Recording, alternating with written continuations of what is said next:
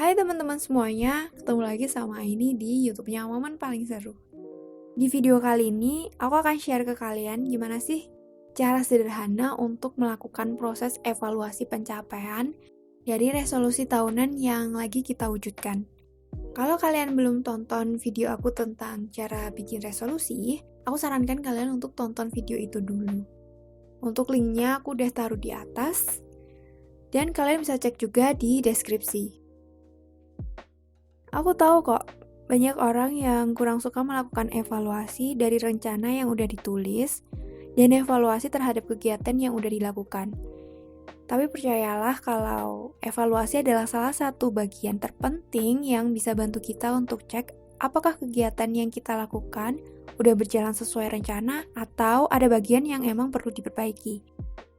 Evaluasi bisa dilakukan di hari terakhir tiap bulan atau di tanggal 1 di bulan selanjutnya.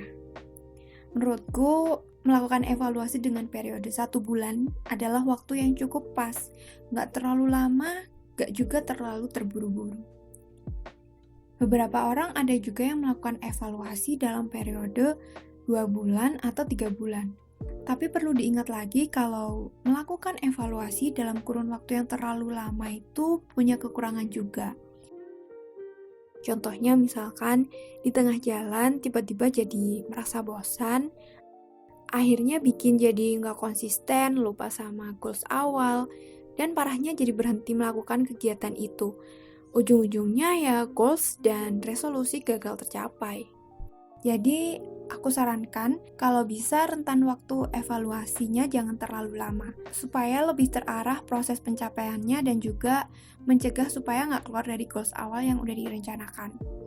Kali ini aku evaluasi sesuai dengan resolusi di video ini.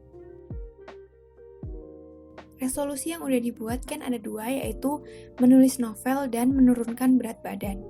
Untuk alat bantunya kita juga cek melalui habit tracker. Goals dari resolusi menulis novel adalah menyelesaikan 1 bab selama 1 minggu, membaca 1 judul novel setiap 2 minggu, dan membuat konten di Instagram yang nantinya akan diupload minimal 5 kali dalam 1 minggu. Kita cek apakah setiap 1 minggu udah menulis 1 bab, apakah sudah membaca 2 judul novel selama 1 bulan ini, dan apakah udah membuat konten sebanyak 5 kali dalam seminggu.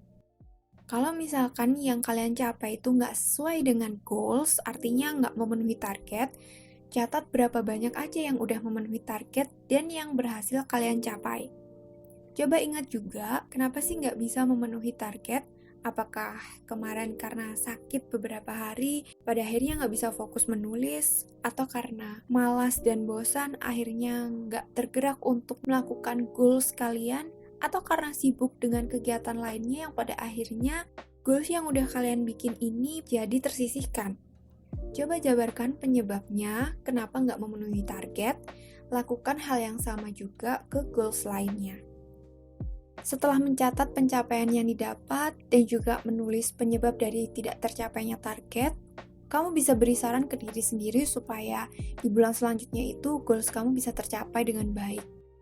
Langkah apa yang perlu dilakukan, atau kebiasaan apa yang lagi perlu dirutinkan. Tulis semuanya supaya kamu nggak lupa, dan sewaktu-waktu nanti kamu bisa melihat ketika kamu mulai malas untuk melakukan atau merutinkan goals tersebut. Tapi kalau misalkan ternyata kamu mencapai prestasi tertentu, dan itu nggak sesuai dengan resolusi atau goalsmu, tetap tuliskan apa pencapaianmu itu. Ini juga bisa jadi salah satu penyemangat untuk diri sendiri menciptakan prestasi-prestasi lainnya di luar dari resolusi yang udah kita buat. Ingat ya, yang namanya prestasi yang aku maksud di sini itu nggak selalu bersifat akademis atau tentang karir. Kamu sanggup menahan godaan dari belanja barang-barang nggak penting, padahal waktu itu lagi promo besar-besaran, baik di marketplace atau di mall deket rumah kamu, lalu uangnya ditabung sebagai dana darurat, itu juga bisa dikatakan sebagai prestasi. Buatlah prestasi sesuai dengan standarmu sendiri. Jangan gunakan standar orang lain untuk mengukur prestasimu. Contohnya gini, kamu bikin goals untuk makan sehat setiap hari kan? Terus kamu udah mulai rutin makan sayur dan buah. Sementara ini, kamu masih mampu untuk beli sayur di pasar atau beli di abang-abang sayur yang keliling di dekat rumah kamu. Beli buah juga masih di pinggir jalan dekat rumah. Kita tahu kan kalau sayur dan buah yang dijual itu masih belum sepenuhnya bebas dari pestisida. Jadi sebelum konsumsi, kamu bersihkan sayur dan buah itu secara maksimal. Ini standar prestasimu. Ya nggak apa-apa, kamu lakukan itu dulu. Nggak perlu memaksakan diri buat konsumsi sayuran organik atau sayuran-sayuran mahal yang orang-orang upload di Instagram. Yang kita tahu kalau sayuran organik itu harganya jauh lebih mahal dan kamu belum mampu untuk beli. Nggak masalah, jangan memaksakan diri karena ujung-ujungnya bisa bikin diri sendiri jadi tertekan. Coba wujudkan resolusi dan goalsmu dengan enjoy juga tanpa tekanan. Nikmati prosesnya dan kamu akan merasakan manfaat dari apa yang dikerjakan sekarang ini suatu saat nanti.